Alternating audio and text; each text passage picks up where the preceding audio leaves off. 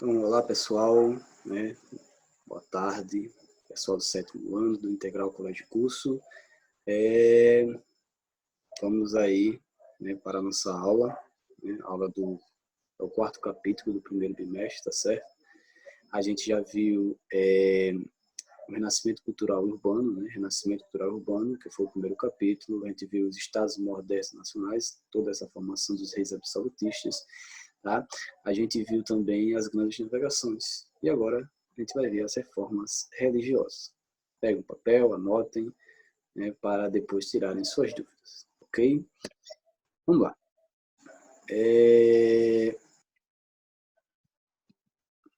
Como era a Igreja Católica na Europa, tá? A Igreja Católica era contra, né, o fortalecimento dos reis. Né? A Igreja Católica, desde a Idade Média, né, um pouco antes, foi a grande instituição, né, muito poderosa, tá? E ela era contra o fortalecimento do poder dos reis, né, esse surgimento dos reis absolutistas, certo? Por quê? Porque os reis passaram a eles próprios, né, arrecadar impostos, né? Quando existe o surgimento, né, dos reis absolutistas, o poder fica centralizado. E isso não vai favorecer a igreja porque ela vai perder muito, né, muita renda financeira com a arrecadação de impostos, certo? A Igreja Católica era detentora de 1/3 das terras de toda a Europa, certo? Então, você cometia um pecado, né, para ser absolvido, para ser perdoado, você doava terras à igreja, tá? Ela proibiu o lucro e a usura. Tá? Você produzia uma mercadoria, ou seja, o burguês, a burguesia produzia uma mercadoria, ele não poderia vender, né, por um preço maior do que sua produção, né, pelo que ele gastou. E era contra também a usura, que era juros de um empréstimo. Tá? Então, você emprestava a alguém, você não ia receber um preço tão alto, né? A igreja que colocava, né, o total de juros, né, o tanto, né, do valor que você iria pagar, certo? Então, lucro e usura, usura seria os juros de um empréstimo. Então, a igreja era contra qualquer um desses dois tipos de prática. E a igreja, porém, era criticada, né, pela venda de indulgência. Ela era contra o comércio e, ao mesmo tempo, né, tinha um paradoxo aí. A igreja vendia indulgências. O que seria indulgências? Seria uma passagem, né, vender uma passagem para o céu, para o paraíso. Né? Você cometia um pecado que era imperdoável, então você ia lá na igreja, comprava essa indulgência, que era um documentozinho, né, feito pela igreja, e aí você estaria salvo, você já tinha um pedaço, né, no céu.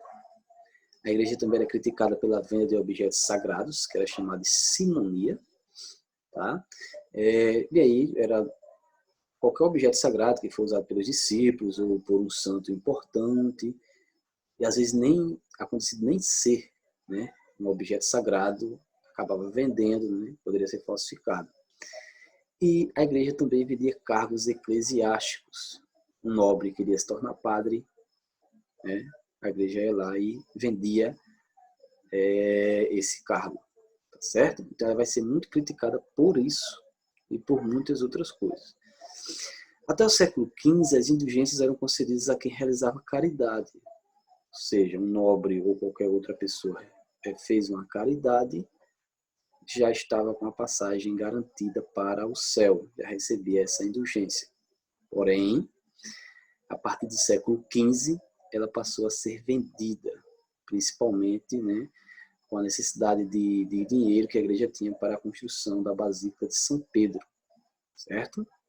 Passando um pouco mais para frente, vamos entrar no contexto da Reforma Protestante, né?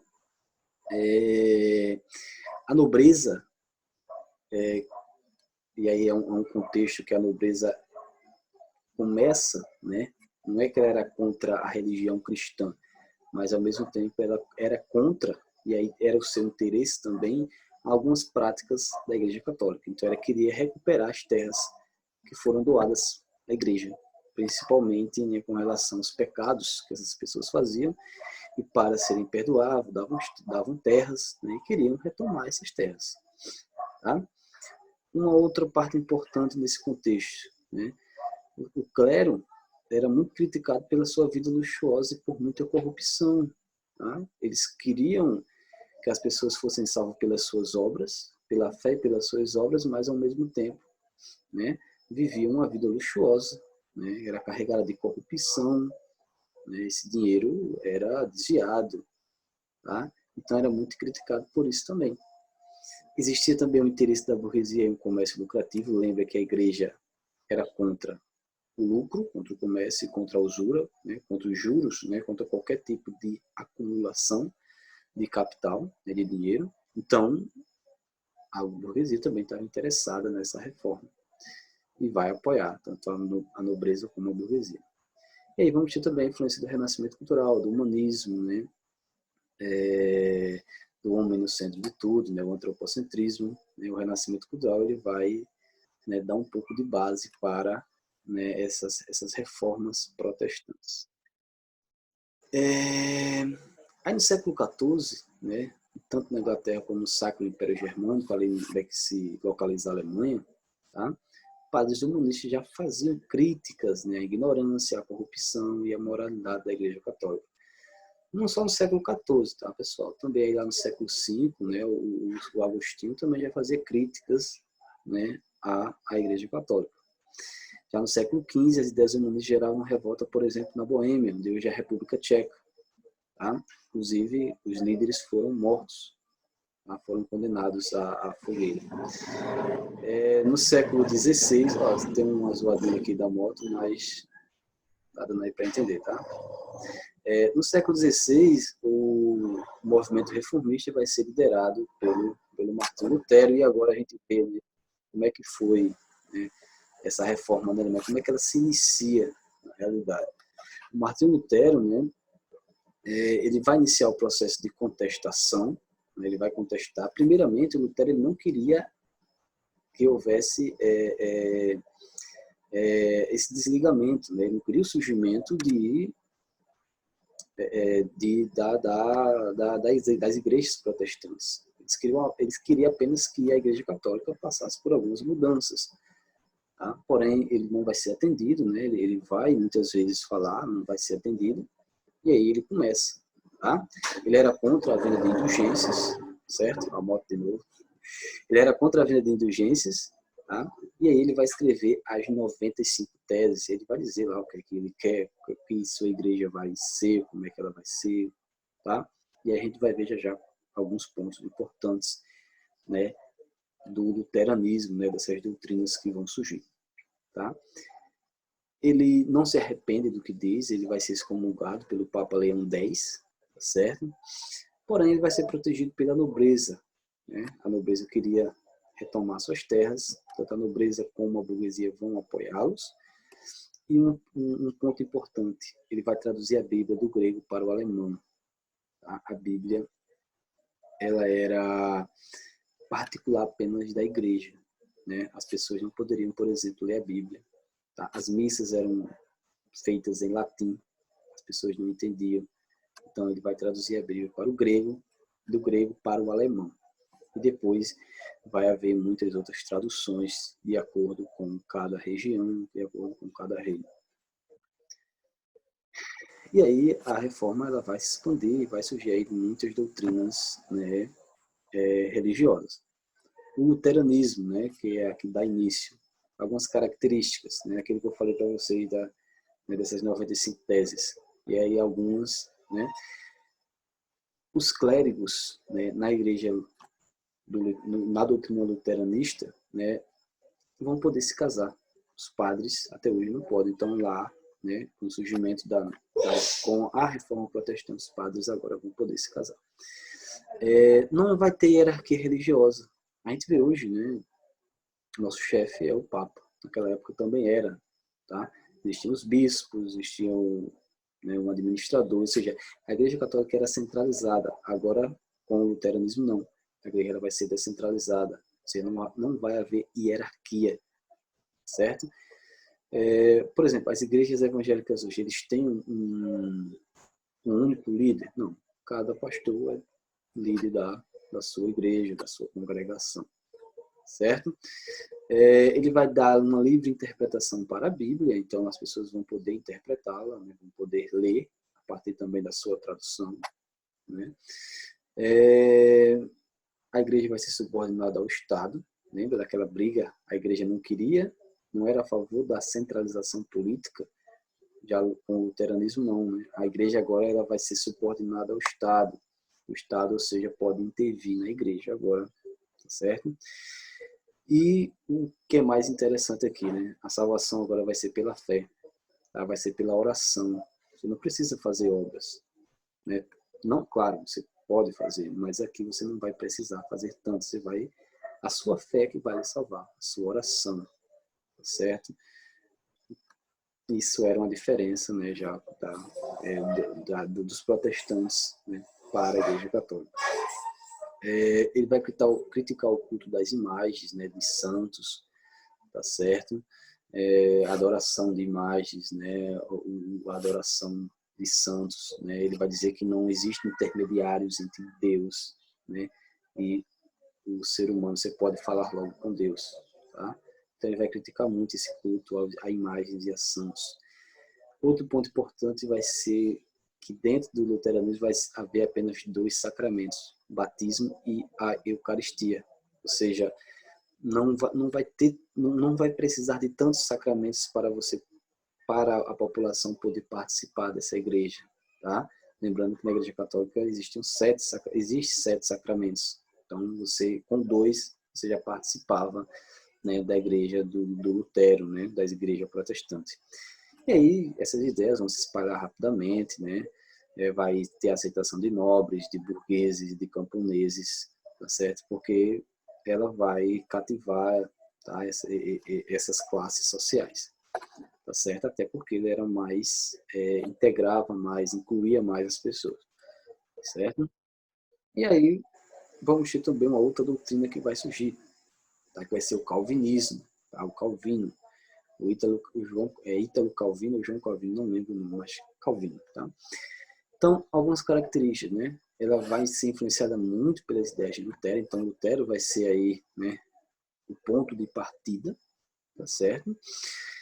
E aí essa difusão das ideias de Lutero, né, vão chegar lá na Suíça, tá certo? E aí vamos ter acho que a grande diferença, né, entre o calvinismo e o luteranismo, certo?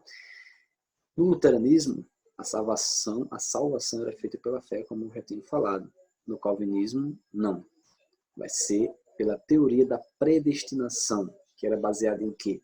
No trabalho e na prosperidade econômica. Ou seja, você para ser salvo, a pessoa para ser salvo, tem que fazer o quê?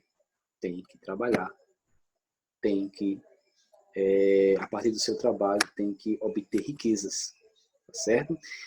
Pessoal, e quem era na época que estava enriquecendo nesse momento? Qual era a classe? Qual? A burguesia. Então, era a proximidade muito grande com a burguesia, tá certo? Então, você teria que trabalhar. No luteranismo, era pela fé, pela oração. No calvinismo, não. Era pelo trabalho, pela prosperidade econômica. Ou seja, você já estava predestinado. Se você trabalhasse muito, né, e prosperasse economicamente, logo você iria ser salvo. Caso contrário, se você vivesse na vadiagem, na vagabundagem, você não ia ser salvo, você já estava condenado ao fogo do inferno. Certo? Então, o calvinismo era fundamentado na interpretação da Bíblia, tá certo? Aí vai surgir, por exemplo, o puritanismo, né? Era uma vivência de fé mais puritana, mais pura, tá? Lembrando, isso aqui é o que eles acreditavam, tá, pessoal? Vai criticar também o culto de imagens, assim como o luteranismo, e os sacramentos, batismo e eucaristia também se assemelha ao luteranismo. E aí vai se espalhar, né, nos Países Baixos, na Dinamarca, na Escócia, que vai ser os presbiterianos, França vão ser os huguenotes, e todos eles ligados às reformas protestantes. Tá? Todos esses aqui vão ser protestantes. E na Inglaterra, né, os puritanos, tá certo? Agora vamos para o anglicanismo, né, mais uma doutrina religiosa que surge aí dessa reforma protestante, por isso que é reforma, tá, pessoal? Algumas características, é fácil de entender o anglicanismo, né? Foi formada pelo chefe de Estado inglês, o Henrique VIII, né? O que é que acontece? O Henrique VIII, inclusive o Henrique VIII, ele era contra, né, a reforma de Lutero, tá? Ele queria que o Papa e os imperadores prendessem e o condenassem à morte. Só que ele era casado, não teve um herdeiro, né? Não estava conseguindo fazer um filho homem, ter um filho homem com sua mulher, a Catarina de Aragão, e ele pede para o Papa, né? Ele vai dizer que a culpa é da Catarina de Aragão por não ter um filho homem, e aí ele vai interceder ao Papa. Escreve uma carta para o Papa dizendo que quer que o seu casamento seja anulado porque ele quer se casar com uma outra mulher que seria Ana Bolena. E o Papa nega, porque o matrimônio na Igreja Católica é indissociável. Você casa, você não pode mais se separar, certo? E mesmo que você se separe, você não pode casar-se novamente. E o padre nega esse pedido. Como o padre negou esse pedido, ele faz o quê? Vendo que o protestantismo, né, as igrejas, né, protestantes estavam se expandindo muito, ele vai criar uma nova igreja chamada, né, a Igreja Anglicana. Né? Ele vai ser o chefe dessa igreja, tá, pessoal? Ele vai ser o chefe dessa igreja, ele vai casar de novo vai se casar com a Ana Bolena, também não vai ter um filho homem, né? Vai se casar de novo, né? Vai se casar entre, acho que 4 ou 5 vezes e só vai ter um filho homem, mas mesmo assim morre jovem, certo? E aí essa igreja anglicana, ela vai ter características da igreja protestante, né? Os clérigos vão poder se casar também, inclusive ele era o chefe dessa igreja, então ele se casou, como também vai ter influência da igreja católica com a centralização em uma autoridade. Na igreja católica, quem é a autoridade maior? O Papa. Nesse caso aqui foi o Henrique VIII, né? Vai ser o chefe de Estado, era, né, o grande líder, né, a grande autoridade dessa igreja. Só que a igreja católica ela não vai ficar parada, ela vai, né, revidar. Tá? E aí vai se chamar o quê? Vai se chamar de contra-reforma ou reforma católica. Né? A igreja católica vai, tá vendo aí como são várias reformas, tá certo? E aí a igreja teria que fazer alguma coisa para reconquistar, né, novamente seus fiéis, ou novos fiéis, né, ou não perder tantos fiéis assim como estava perdendo. Tá?